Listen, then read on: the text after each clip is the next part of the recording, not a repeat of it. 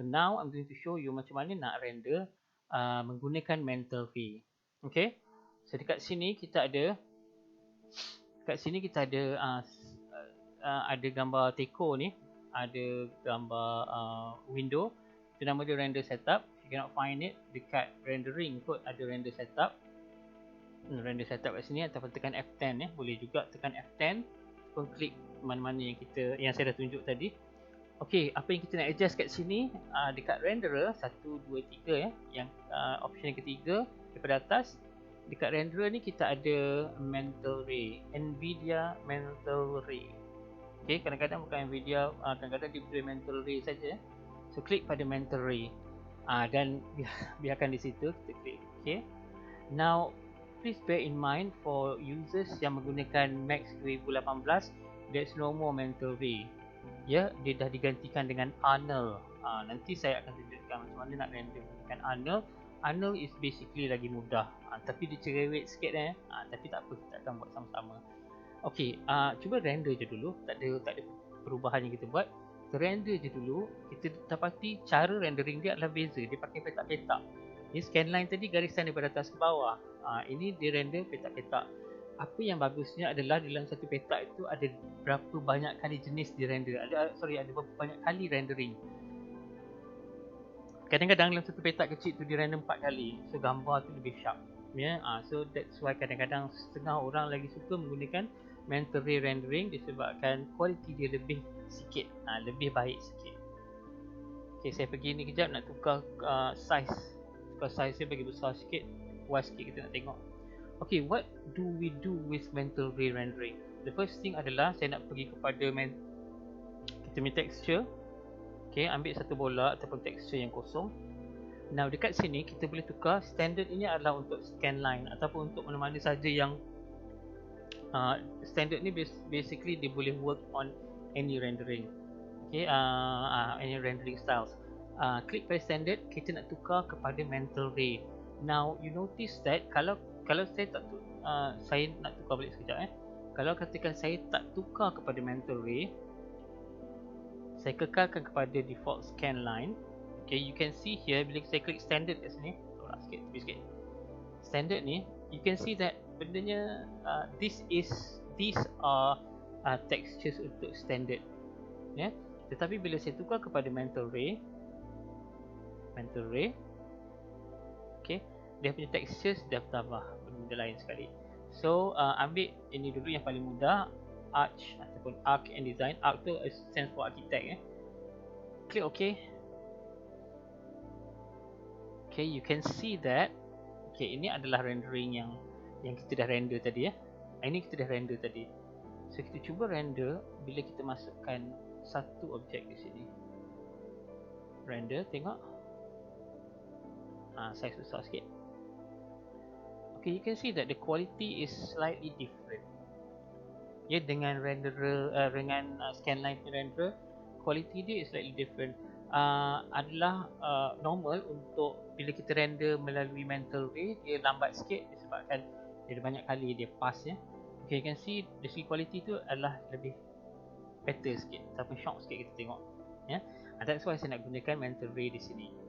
Okay, so apa yang kita buat di sini, bila kita tukar kepada arch and design ataupun arch and design, di sini dia dah bagi template. Kadang-kadang template itu yang kita nak gunakan untuk nak memudahkan kita membuat modeling untuk kita buat modeling. Okay, kita pakai select a template. Okay, there are a few glass kat sini.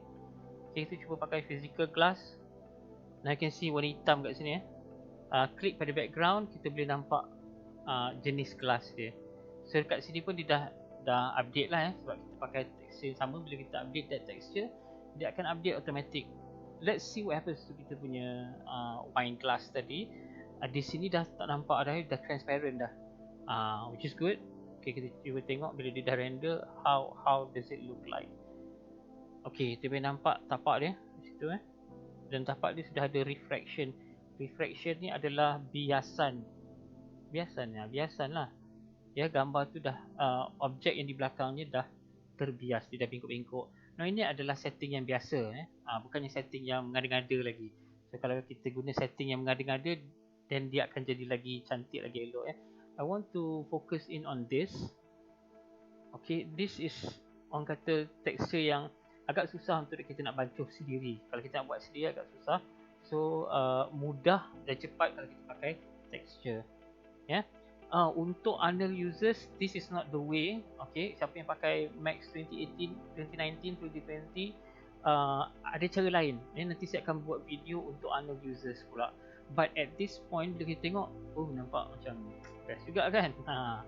Okay, so ini adalah efek yang kita nak tengok, nak dapatkan sangat-sangat berbeza dengan apa yang kita buat dengan meja itu. Disebabkan meja itu kita tak perlukan efek kelas kan, it's just meja yang flat sahaja. Kita cuma pakai kekuatan lighting dan shadow sahaja. Tetapi untuk ini kita, untuk second project ni kita perlukan material. Material. You can see the difference kat sini dengan sini. Ini adalah plastik biasa. Okay. Alright, so cuba kita masukkan lagi material yang sama. Bila dah ada pertindihan di sini, wine glass di hadapan dan di belakang, dia akan makan masa lagi ya untuk render. Disebabkan ini dia sudah tidak jadi one sided object, dia dah jadi two sided object. Dia kena render luar, dia kena render dalam. Di sini saya nak tukar juga satu lagi arch and design. Ni nanti awak boleh practice ni kan, nanti boleh try satu persatu. I want to use some, I don't know, chrome. Let's go crazy sikit. Kita try chrome untuk letakkan salah satu daripada salah dua ke salah tiga ke daripada mangkuk-mangkuk ini, dan kita akan tengok gradually how it looks like. Does it look good? Kalau tak bagus, kita akan adjust balik, edit balik.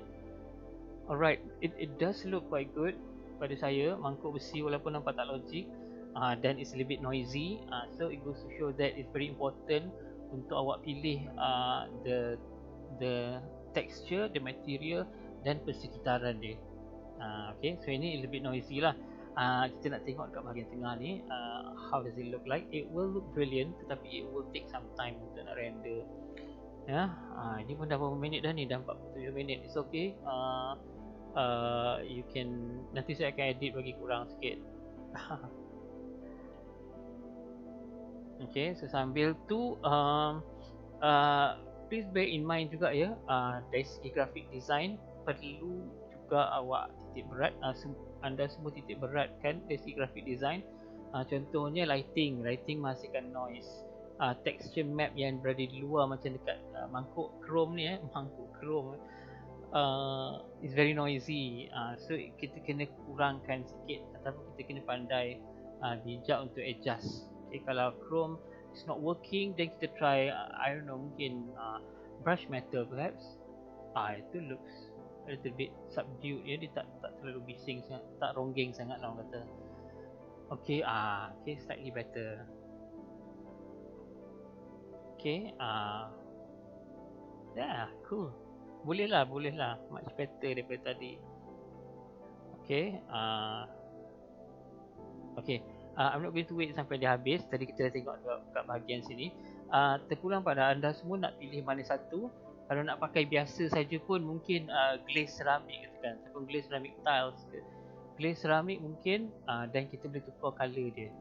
Dia nampak macam colour-colour pastel, colour-colour IKEA sikit. Colour lebih-lebih sikit. Okay, kita cuba render and you will be able to see mungkin. Okay. So, dia tak adalah terlalu reflektif dan dia tidak terlalu gloss, tak terlalu glossy sangat ya. Tapi kita still boleh nampak definition.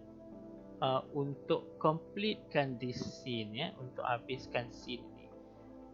Dari segi ni kalau atas lantai ya.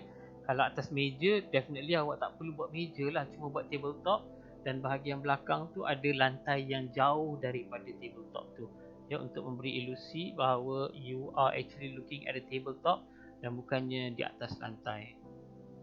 So this is how it looks like. Nanti penuhkan dengan kuih-kuih ya, 2-3 pinggan kuih. Di dalam cawan ini tidak ada air pun tak apa, just as long as you have, mungkin ada serviette sikit kat sini ya, ataupun pinggan-pinggan dan cawan dah ada di tempat-tempat duduk ya, adik-beradik duduk sebelah sini, mak bapak duduk sebelah sini, atuk nenek duduk sebelah sini ke, dia ada setting dekat situ. penyusunan sedang berlaku. Penyusunan sedang berlaku. Okay, so I hope video ini boleh memberi pemahaman yang basic kepada awak semua.